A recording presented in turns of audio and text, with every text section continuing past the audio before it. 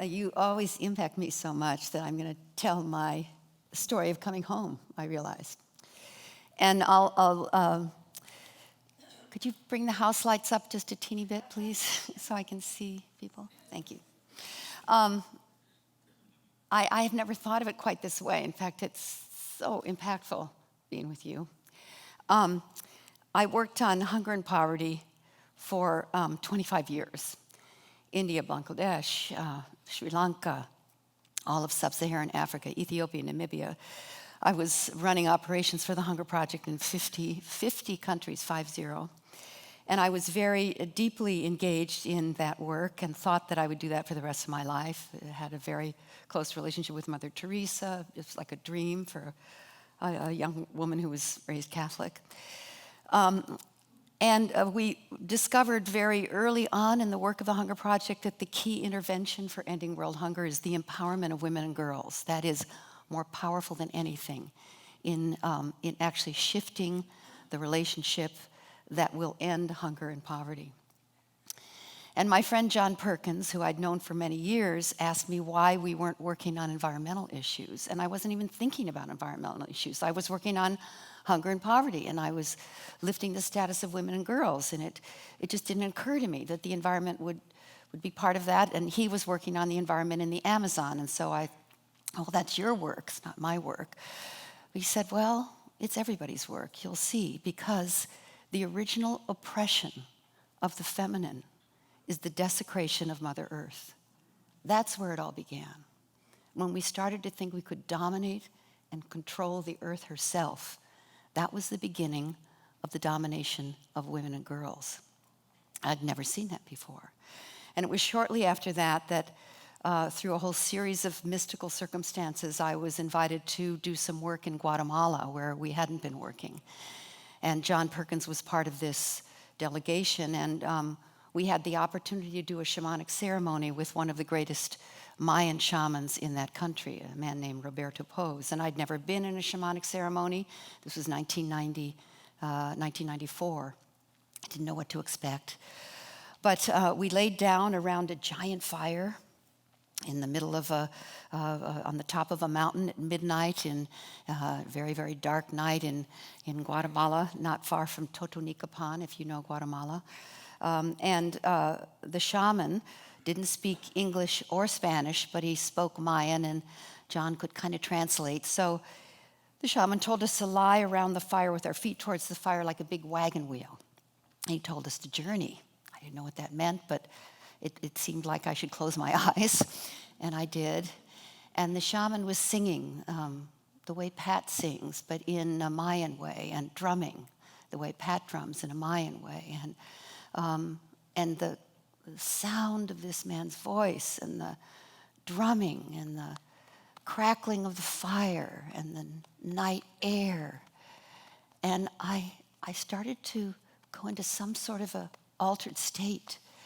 And my right arm started to quiver, and I felt it expand into this giant, giant wing, and I had to extend it. And then my left arm started to quiver, and it seemed to turn in this giant wing. And then I felt this beak grow on my face, and I just had to fly. I just had to fly. There was no way I could stay where I was. And as I lifted myself above this campfire setting in slow motion, I looked down and I saw everyone around the fire, including myself lying down there, and I could hear the shaman's voice, this chanting in my ear, and the drumming, and I began to fly into the starry, starry night sky.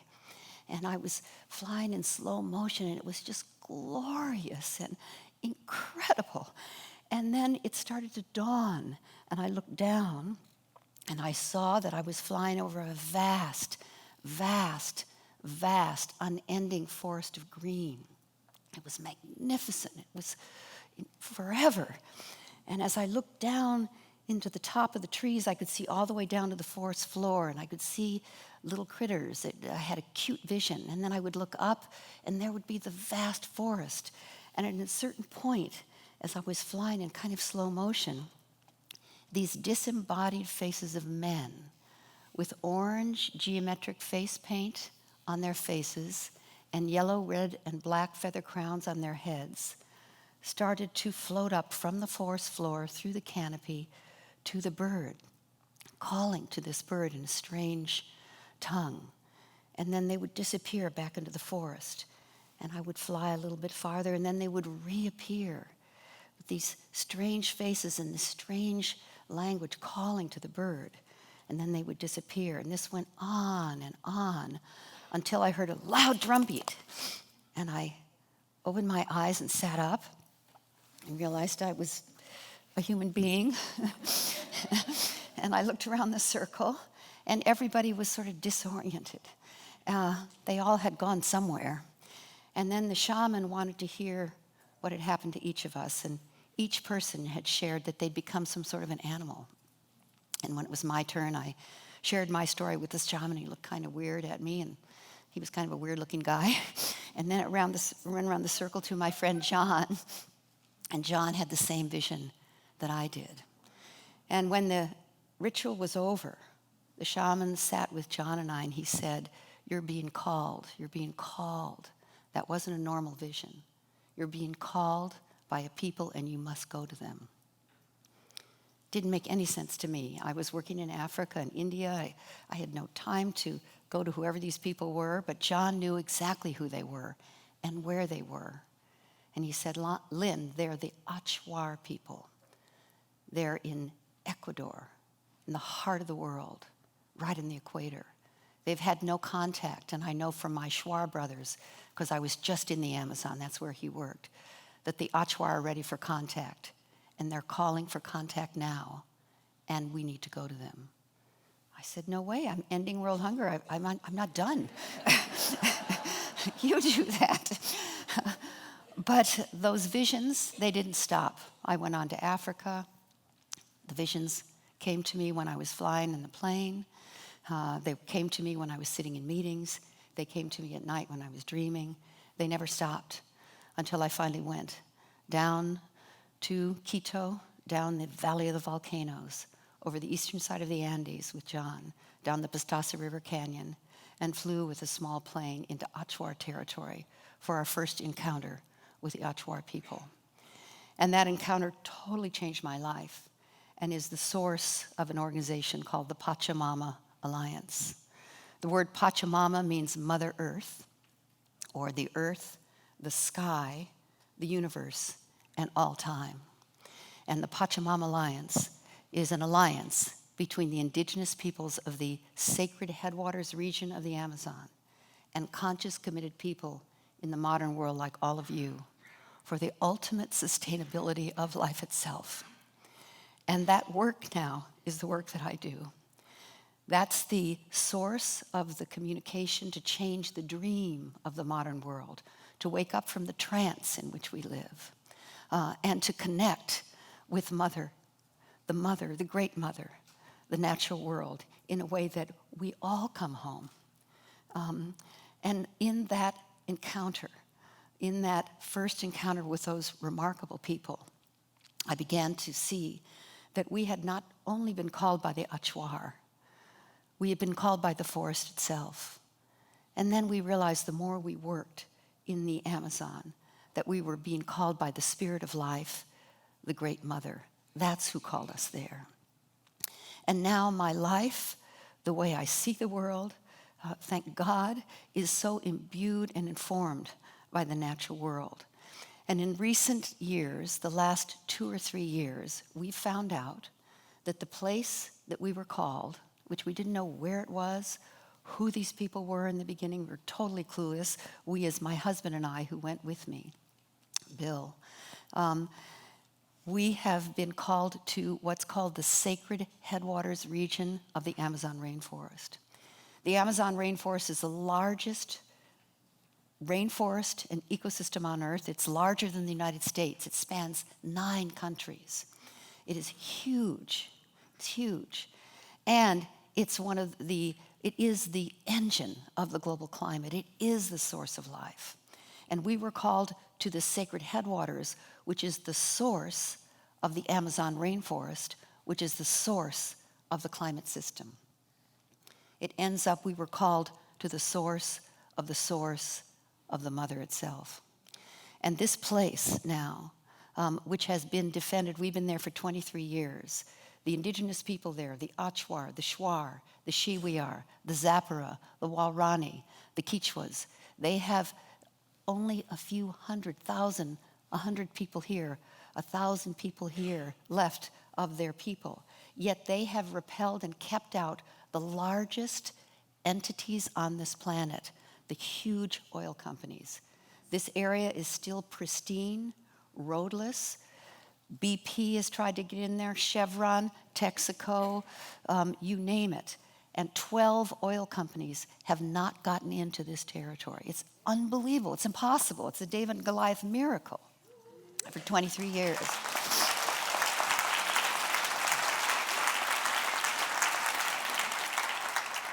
And in the last 2 years, it's become clear that this particular stand of rainforest, this roadless, pristine stand of rainforest, southern Ecuador and northern Peru, is the sacred headwaters, the source of the entire Amazon system, the source of what are called the flying rivers. Every tree, a mature tree, emits 1,000 liters of water into the air every day, which is the source of the rain machine on the entire planet. So I'm going to show you a very short 2-minute video, some clips of this region so that you can relate to what I call the source of life. This place made it through the Ice Age, the Pleistocene era, and repopulated life after the Ice Age. It can do it again if other ecosystems fail. It is the most critical ecosystem on Earth right now. They're all critical, and yet this ecosystem is pristine, untouched, and the indigenous people are standing to put it in permanent protected status. So can you roll the video, please?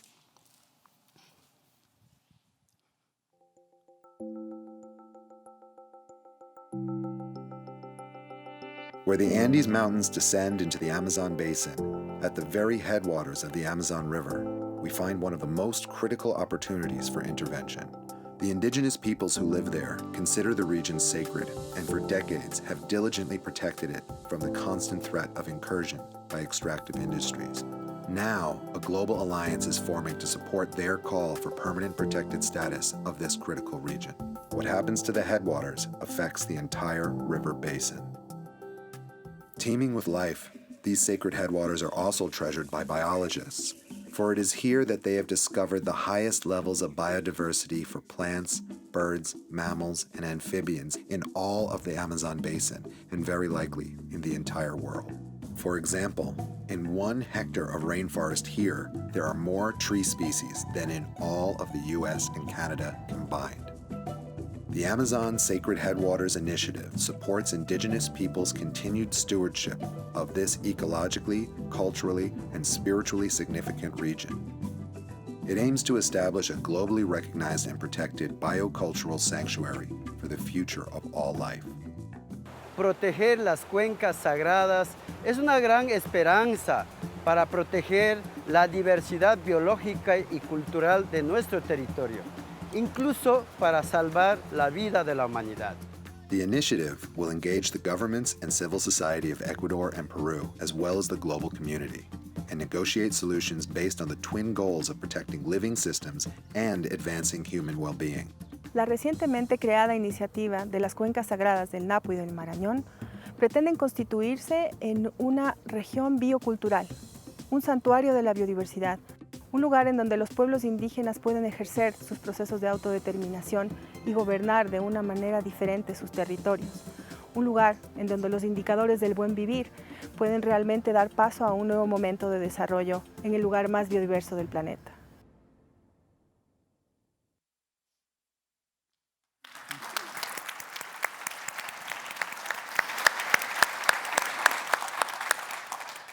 So in a way, that trip to Guatemala took me home to the mother, the great mother.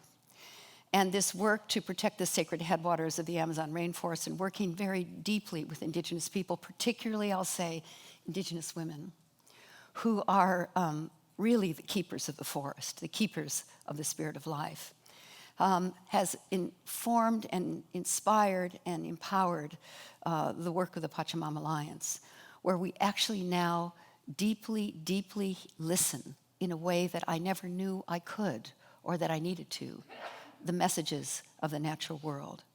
You know, this beautiful place where you are is the home of Wendell Berry, who's one of the great heroes of the environment in the whole world. And to really...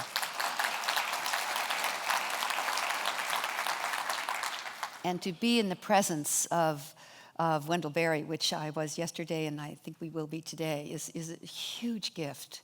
And to understand the way he communes with the natural world, the way he listens to the Great Mother, the way Woman Stands Shining listens to the Great Mother, the way that actually we all do when we stop, when we're silent, when we open our hearts, when we recognize that the greatest teacher of all is right in front of us, everywhere we go, at every moment.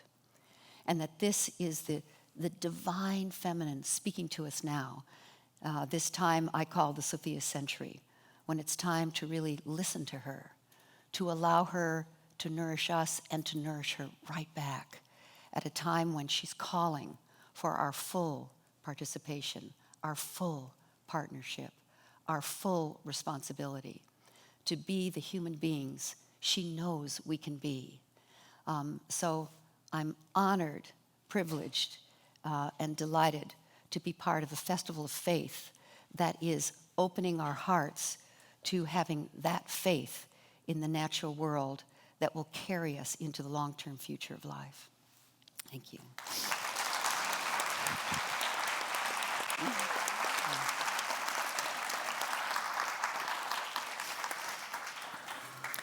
Well, thank you for that. It's such an amazing initiative in helping, being an ally or supporter of this movement in the headwaters of the Amazon. And I love the way that you combined the intuitive or mystical with the practical and the notion of calling, being called, and trusting that sense of being called, as opposed to the more top-down, trying to figure out and plan what you're going to do, receiving some message and then going with it. So I applaud you for that. And I think it's a very feminine way of going about things, very powerful. Thank you. The indigenous people, when we first encountered them, they said, if you're coming to help us, even though we invited you here, don't waste your time. But if you're coming because you know your liberation is bound up with ours, then let's work together. Yeah. And Great. that's the foundation Thank you. of the work. Yeah. Well, I certainly applaud you for your bravery, because when we might be blessed with visitations of these visions, most of us are going to run the opposite direction. But I guess yours continually prodded you until you couldn't say no. Have you had any other visions that move you? Well, yes, because now I'm open to that. I mean, I couldn't deny that because it didn't stop until we actually went there. Right. But once that portal was affirmed and validated, you almost say, I could say, Right. by my mind. And I'd had, I was open to that before. I was the chairman of the Institute of Noetic Sciences. I've been working in meditation for many years, but this particular portal wasn't open until then, and now it is. And indigenous peoples of the Amazon and Women Stand Shining can talk about this, are very, very, very sophisticated people. They're incredibly sophisticated with the dream reality, really sophisticated with dream interpretation, understanding what dreams are in ways that are quite different from what I'd ever heard before. And so when we're with them, every morning, 2 hours before sunrise, the family convenes. They drink a particular tea called Wayusa, and then after that tea ceremony, every single person in the family shares their dream. And then the elder of the family interprets the dreams, and that's how you decide what you're going to do that day. And it's absolutely certain, and you do not veer from it. And it's just incredible how sophisticated and deep that knowledge is. that the dreams are coming from somewhere they totally and completely trust. And everybody remembers their dreams. That's really incredible. So I've learned from that, and also we get involved in their sacred ceremonies, and it's just a huge portal, and ceremony is very, very important to Indigenous people, and is one of the great tasks, really, that Indigenous people are performing to help us find our way home as well.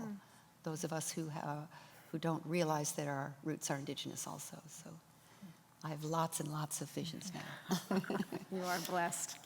You know, I appreciate you talking about that being a feminine kind of modality. So the feminine aspect is to be a receiver, to be a receiver. And so more and more, as I witness our kind of mad scramble to try to figure things out, I got told by a seer a while back, your figure-in days are over, lady. You just need to open and follow now. And it's true that my way of knowing where I need to go is when I get an invitation, I just ask, is this a yes or a no? And if it's a yes, there I go.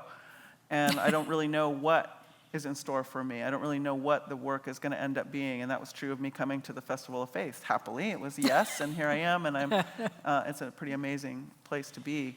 And so I guess part of me wants to say at this point, we don't really have any business taking any action until we receive from the wider community. So I keep talking about this wider community, which includes the rest of the whole hoop of life.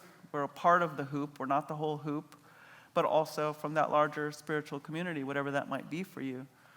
And I guess, because of my background, like I said, I was raised in Protestant church. And I find myself squirming in my seat sometimes as I think about how I might have received the things that I'm saying from that perspective. And this is a cry in my heart because I feel like and I know this is changing, but I remember, that there's a very risky place, it feels like, to acknowledge creation. Like there's creator, and that's the source, and that's the guide, and there can be nothing else, was what I was told at that time in my life. And now I say, but is this creation also the mirror of creator? And everything that creator gives to me, shouldn't I treat it as precious? Shouldn't I treat it as profound, And I know that I've been told in political arenas that because of the way some people view that the mandate, what they've received from Creator, they say, we know it's all going to end anyway.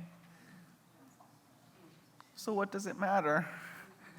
And for me, at this point, having journeyed across many ways of thinking and believing, I just need to name that here, that for me, to uphold the honor of being human being, just like to take care of what my physical, real-life father gave me.